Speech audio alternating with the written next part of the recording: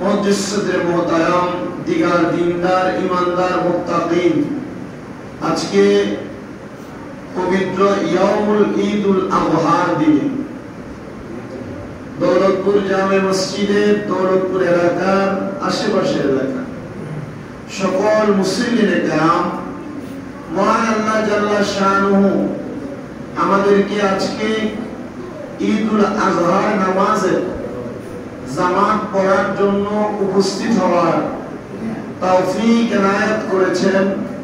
আল্লাহ তাআলার দরবারে সেই শুকর গুজার করে পড়ি আলহামদুলিল্লাহ। যারা কুরবানি করবেন, যারা কুরবানি করবেন না, দুইটা শ্রেণী, কিন্তু আল্লাহ তাআলা নবীজির মাধ্যমে কুরবানি করনেওয়ালাকে যে সওয়াব দিয়েছেন, কুরবানি করার সামর্থ্য যাদের নাই, কিছু ক্ষুদ্র ক্ষুদ্র আমলের মাধ্যমে তাদেরকে কুরবানির সওয়াব দিয়েছেন। যারা এখনো বাড়িঘর থেকে ঈদের নামাজে আসেন নাই, আপনারা মনোযোগ দিয়ে শুনবেন। আল্লাহর হাবিব বলেছেন, আমি নবী ঈদুল ফিতরের জামাতে যখন যেতাম কিছু খাওয়া ছাড়া বের হতাম না। 3টা 5টা একটা বেজর খেজুর খেয়ে বের হতাম। আর ঈদুল আজহার নামাজে যখন রাসূল আসতেন কিছু না খেয়ে আসতেন। ঈদুল আজহার নামাজ পড়ার আগে রাসূল কিছু খাইতেন না। এটার মাধ্যমে যারা কুরবানি করার সামর্থ্য নাই তাদের আমলনামায় কুরবানির সওয়াব দেওয়া হয়। ঈদুল আযহা 10 জিলহজ হয়।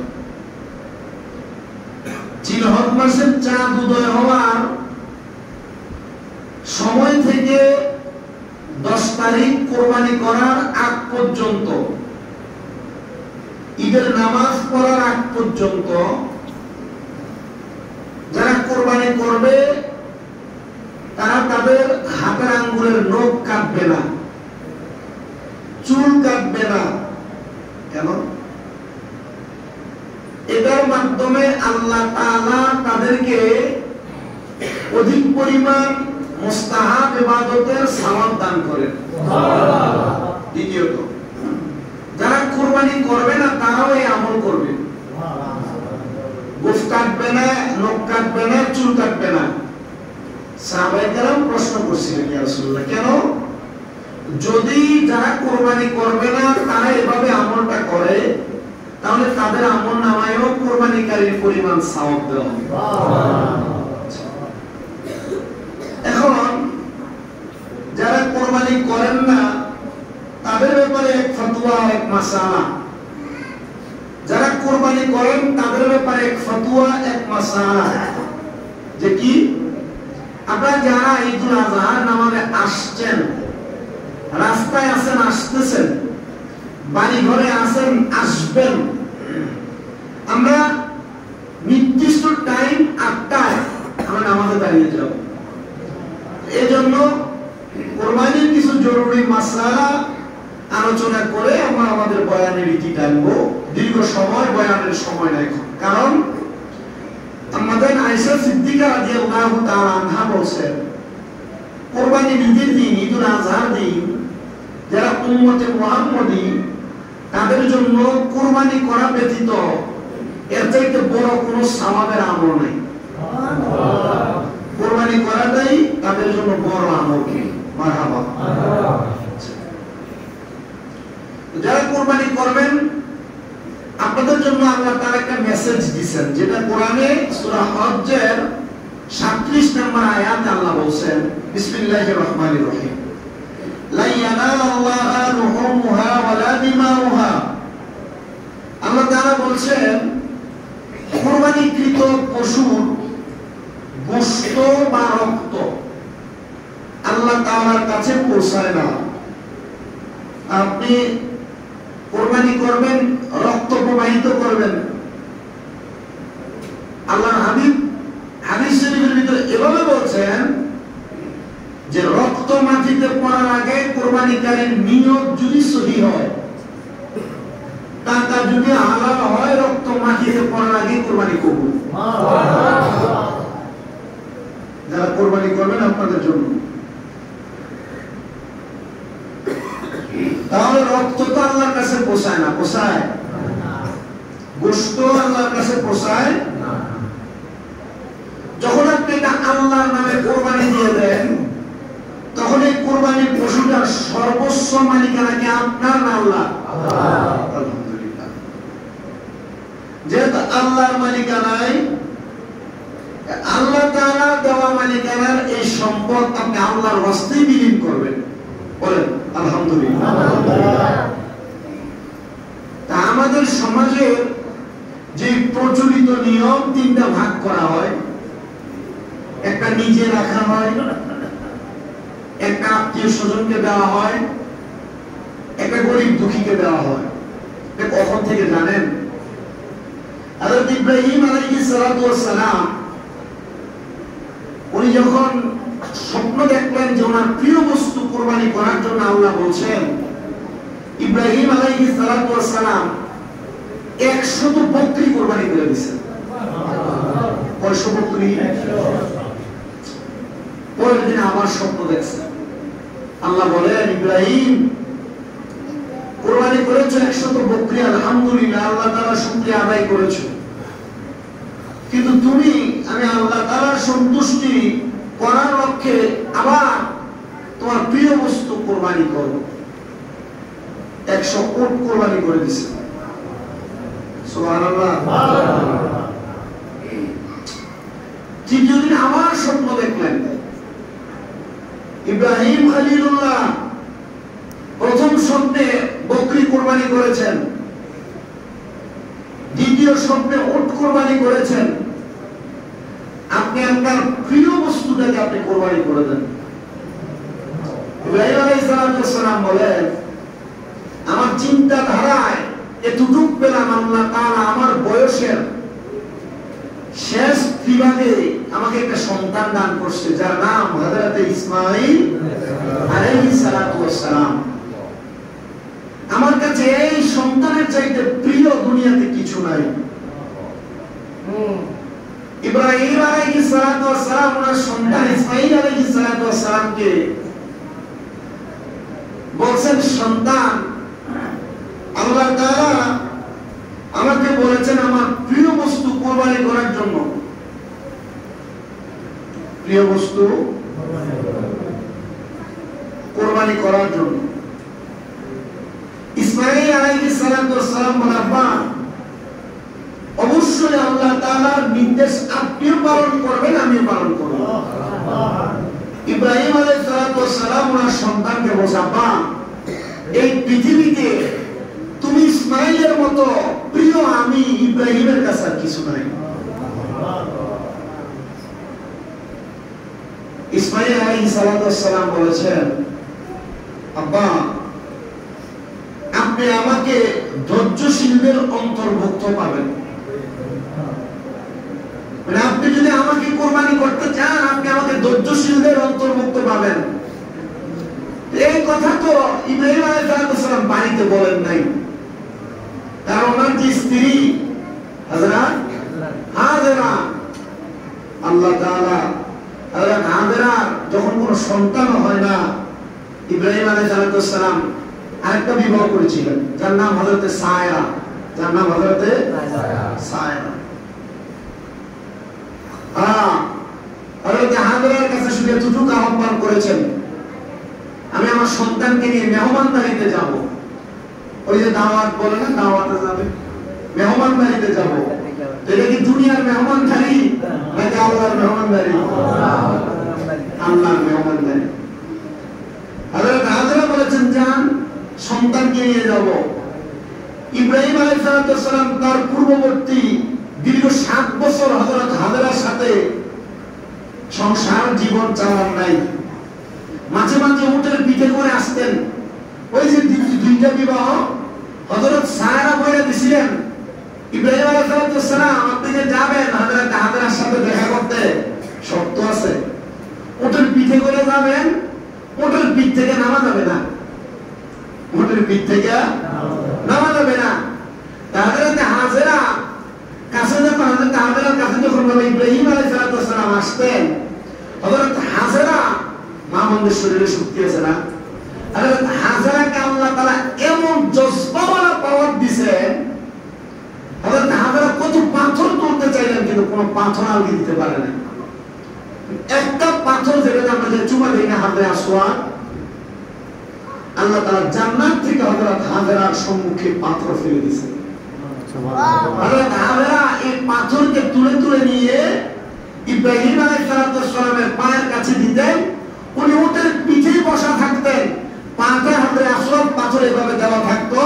হযরত হাজেরা বলেন, আমি পানি দ্বারা ইব্রাহিম আলাইহিস সালামের পাগুলো ধৌত করে দিতাম। এই দৌলতপুর গ্রামের মহিলারা যদি জানতো হযরত হাজেরা আলাইহিস সালাম উনি ওনার স্বামী ইব্রাহিম আলাইহিস সালামকে কত মহব্বত করতেন। আল বিদায়া ওয়ান নিহায়া 14 খণ্ডের একটা কিতাবের 7ম খণ্ডের আল্লামা হযরত আব্দুল্লাহ রাহমাতুল্লাহ আলাইহি, নামটা পরিপূর্ণ মনে আসছে না, উনি লিখতেছেন হযরত হাজেরা সাফা এবং মারওয়া পাহাড়ে দৌড়াদৌড়ি করে পানি সংগ্রহ করে ইব্রাহিম আলাইহিস সালামের পাগুলোকে ওনার নিজের চুল ধারা মুছে ধৌত করে দিছে। দুনিয়ার মহিলা আজ পর্যন্ত তার স্বামীর চুল দিয়ে পা মুছে দিব, নিজের হাত দিয়ে ধরতে চায় না, ঠিক না? হযরত হাজেরা সেই সম্মান করতেন। ইব্রাহিম আলাইহিস সালাম ওনার সাথে মাত্র একদিনের মিলনে আল্লাহ তাআলা এই নিয়ামত ইসমাঈল আলাইহিস সালামকে দিয়েছেন। আর একদিনের নিয়মে 7 বছরের একদিন অতিবাহিত হওয়ার পর পরবর্তী সময়গুলোতে যখন ইব্রাহিম আলাইহিস সালাম হঠাৎ করে সন্তান প্রাপ্তবয়স্ক হওয়ার পর আসছে, শুধু বলছেন দাওয়াতে নিয়ে যাবে মেহমানদারিতে, মা হাজেরা সন্তান দিয়ে দিয়েছেন, নিয়ে গেছেন সামনের দিকে। ইব্রাহিম আলাইহিস সালাম সামনে যায়, কিন্তু হযরত ইসমাঈল পেছন থেকে ডাকবে, আব্বা ও বাবা দেখেন আমাকে পেছন থেকে কে যেন ডাকে। শয়তান এসে হযরত ইসমাঈলকে বলে, ইসমাঈল তুমি কই যাও? তোমার আব্বা তোমাকে নিয়ে যাচ্ছে, আল্লাহ বলছে তোমার আব্বা তোমাকে নিয়ে যাচ্ছে জবা করার জন্য। হযরত ইসমাঈল যেমন বাবা বলে না, যেমন বাবা, বাবা তো আল্লাহকে ভয় করে, তো সন্তান তো আল্লাহকে ভয় করবে, ঠিক না? তো এই বাবার সন্তান ইসমাঈল আলাইহিস সালাম ডাকতে, আব্বা শয়তান আমাকে পেছন থেকে ধোঁকা দেওয়ার চেষ্টা করছে। হযরত ইব্রাহিম আলাইহিস সালাম পেছন ফিরে বলছেন, ইসমাঈল হাতের মধ্যে 7টা পাথর নাও। কয়টা? 7টা পাথর নিয়ে বিসমিল্লাহি আল্লাহু আকবার বলে শয়তানের গায়ে নিক্ষেপ করো। 7টা পাথর নিক্ষেপ করে দিয়েছে। এটা প্রথম শয়তান ছোট। এই যে জামানাত আছে না, সৌদি আরবে হজ করতে গেলে বড় হজের সময় যে জামানাত শয়তানকে পাথর নিক্ষেপ করে, এবং 3টা শয়তানের স্তম্ভ আকারে ওয়ালের মতো করে রাখছে। এই 3টা স্থানেই শয়তান হযরত ইসমাঈল আলাইহিস সালামকে ধোঁকা দেওয়ার চেষ্টা করছেন। কিন্তু ইসমাঈল আলাইহিস সালাম তো আল্লাহর পয়গম্বরের সন্তান, ধৈর্যশীলদের মধ্যে প্রধান, উনি বলেছেন না, আমাদেরকে ধোঁকা দেওয়া সম্ভব না। সামনের দিকে গেছেন হযরত ইসমাঈল আলাইহিস সালামকে আবার শয়তান বলে, ইসমাঈল আবার যে যাচ্ছ, তোমার আব্বা হাতের একটা দড়ি নিয়ে যাচ্ছে, দেখছো? কেউ দাওয়াত খাইতে গেলে কি দড়ি নিয়ে যায়? তোমার আব্বার হাতে দড়ি, তোমাকে এটা দিয়ে বাইন্দা তারপর কুরবানি করবে। ইসমাঈল আলাইহিস সালাম এবার নিজে আরো 7টা পাথর নিয়ে আবার মেরে দিচ্ছে। শয়তান সেখানে শেষ। আবার সামনে গেছে, আবার ধোঁকা দেয়, ইসমাঈল তুমি যে সামনের দিকে যাও, তোমার আব্বা জানেন আস্তিনের নিচে লম্বা তরবারি, যা দ্বারা তোমাকে জমা করবে, এবং তোমার আব্বা আল্লাহ বলছে এই জন্য তোমার জবাই করে দিবে। ইসমাঈল করে, আমি আল্লাহ বলছে আমার আব্বা জবাই করবে, আমি আল্লাহর জন্য কুরবানি হবো, এটা তো বড় ভালো কথা। আবার 7টা মাইরা দিয়ে সামনে গেছেন। এবার হযরত ওই যে ইব্রাহিম আলাইহিস সালাম আমার সন্তানকে বলছেন, আব্বা আল্লাহ বলছে আমার প্রিয় বস্তু কুরবান দিতে, আপনি আমার প্রিয় বস্তু, সন্তান বলছে আপনি আমাকে ধৈর্যশীলদের অন্তর্ভুক্ত হিসেবে পাবেন। ইসমাঈল আলাইহিস সালামকে কুরবানি করার জন্য উনি নিজেই শুয়ে গেছেন, কিন্তু ইব্রাহিম আলাইহিস সালাম কুরবানি করতে আসবে। ইসমাঈল আলাইহিস সালাম নিজে বলছেন, আব্বা আপনি আপনার চোখের ভিতরে একটা কাপড় দিয়ে বাইরে দেন।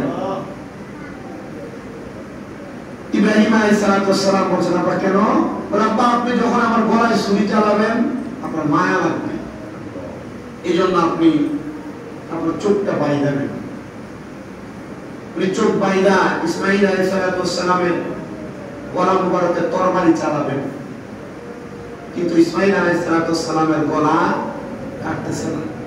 দুইবার তিনবার চেষ্টা করেছেন, গলা কাটে না। আল্লাহ তাআলা জিবরাইল আমিনকে বলছে, এই জিবরাইল তাকে দেখো, বলছিলাম দুনিয়ার জমিনের মানুষ তাদের মাঝে ঝগড়া ফাসাদ দ্বন্দ্ব নিয়ে থাকবে, আর আমার ইব্রাহিম আমার সন্তুষ্টির জন্য নিজের সন্তানকে কোরবানি করতেছে। যাও জান্নাতি দুম্বা নিয়ে ইব্রাহিমের তরবারির নিচে দিয়ে দাও, কারণ এখন যদি ইব্রাহিম তার সন্তানকে কোরবানি করে, দুনিয়াতে আমার যে পাগল বান্দারা থাকবে যুগ যুগ ধরে ধারাবাহিকতায় তারা তাদের প্রিয় সন্তানকে কোরবানি করা লাগবে, যা আমার বান্দা সহ্য করতে পারবে না। আমি আল্লাহ তাআলা জান্নাতি দুম্বা প্রেরণ করলাম ইব্রাহিমকে দিয়ে কোরবানি করাও। হযরত ইব্রাহিম আলাইহিস সালামের তরবারির নিচে যখন জান্নাতি দুম্বা জবা হয়েছে, ইসমাইল আলাইহিস সালাম উঠছেন, ইব্রাহিম আলাইহিস সালাম উঠছেন, বলছেন আল্লাহ তাআলার দরবারে শুকরিয়া আদায় করে 2 রাকাত সালাত আদায় করছে। মারহাবা, ঈদুল আজহার নামাজে 2 রাকাত পড়ি আমরা। ইব্রাহিম আলাইহিস সালাম 2 রাকাত নামাজ পড়ে বাড়ির দিকে যাবে, আল্লাহ তাআলা ওই সময় ইব্রাহিম আলাইহিস সালামকে বলছিল, দাওয়াত যে খাইতে আসছেন, বাড়িতে স্ত্রী হাজেরাকে রাইখে আসছেন, এখন আপনি ভালো খাইলেন বাইরে, ওর স্ত্রী তো ভালো খাইলো না, তো কি করবেন? এই জান্নাতি দুম্বা কাটেন, কাইটা নিয়ে যান সাথে, নিজেও একটু খায়েন। রাস্তায় পথিমধ্যে আমি আল্লাহ তাআলার কাছে ক্রন্দনকারী বহু মুসাফিররা বসে আছে, তাদেরকেও কিছু দিয়েন। সামনে যাওয়ার পর আপনার ফুফি আম্মা হাজেরাতে যাইদা বিনতে মারিয়ামের বাড়িতেও কিছু দিয়েন। ওই 3 কথা যে আল্লাহ বলে দিছে, রাস্তার মুসাফিরও দিয়েন, আপনার খালাম্মা আপনার ফুফি আম্মা হাজেরাতে যাইদা বিনতে মারিয়াম তাকেও দিয়েন, আর বাড়িতে স্ত্রী আছে ওনারও খাওয়াইয়েন। এই 3 বার, এইভাবে মূলত 3 ভাগ আসছে। এটার ধারাবাহিকতায় ওলামায়ে কেরাম বলছেন যে 3টা ভাগ করে, এটা সুন্দর। এটা কি সুন্দর? যদি এরপর আপনার পরিবারের গোষ্ঠের প্রয়োজন হয় আপনি একটু বেশি রাখেন। আবার যদি ওই যে কালকে জুমায় বললাম না, আপনার সমর্থ আছে বস্তু কিনা, আছে যেই তো আপনি এখান থেকেও পারলে দিয়ে দিয়েন, গরিবকে দিবেন তো ইনশাআল্লাহ, দিবেন তো ইনশাআল্লাহ, আল্লাহ কবুল করেন। দ্বিতীয়ত, যারা গরু জবাই করবেন, কোরবানি দিবেন, সময় মনে হয় হয়ে গেছে, 5 মিনিট আছে, শেষ করে দিচ্ছি। ওদের জুতোই আপনারা নামাজে দাঁড়িয়ে যাও। কোরবানি দিবেন, গরু জবাই করার পর গরুর কণ্ঠনালী, গরুর ভিতরে কোথাও কোনো ছুরি দিয়ে আঘাত করবেন না। যখন গরু জবাই করার পর দম যাবে, আপনি নিজেই বুঝতে পারবেন, তখন গরুর চামড়া আলাদা করবেন, আর নচেত আপনার কোরবানিতে ত্রুটি হয়ে যাবে। কেমন? দ্বিতীয়ত, কোরবানির গরুর যে অংশগুলো, যেমন বজ্র, গোবর, রক্তগুলো নিজ দায়িত্বে নিজে পরিষ্কার করে এমন একটা জায়গায় ফেলবেন যে এটার দ্বারা কারো মনে কষ্ট না হয় দুর্গন্ধের কারণে।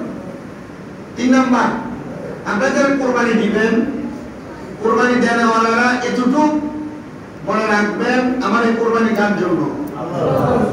আমার কোরবানি কার জন্য? আমার কোরবানি কার জন্য? আল্লাহর জন্য। যেটা আল্লাহর জন্য কোরবানি, আমার নিয়ত হবে খাস। কোরবানির গরুর গলায় ছুরি দেওয়ার আগে আপনার ভিতরে যত রকমের আমিত্ব, যত রকমের অহংকার, যত রকমের হিংসা, যত রকমের ফায়সা নিজের ভাই, নিজের বোন, আত্মীয় স্বজনের মাঝে আছে, এই কোরবানির ঈদের ওসিলায় আগে আপনি নিজের মনের আমিত্বকে কোরবান দিবেন, এরপরে গরু কোরবান দিবেন। কথা ঠিক আছে?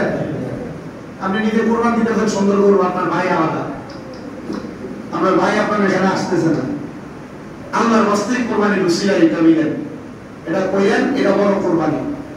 কথা ঠিক আছে? কারণ আত্মীয়তার সম্পর্ক ছিন্নকারী জান্নাতে প্রবেশ করবে না। কষ্ট করে মিলে যাবে, ঈদের ওসিলায় মিলে যাবে, বাড়িতে যা মেলার সুযোগ পাবে, ঈদের নামাজে আগে খোলাখুলি করে ফেলবে নামাজের পরে। ঠিক আছে না? আল্লাহ তাআলা কবুল করেন, আমিন।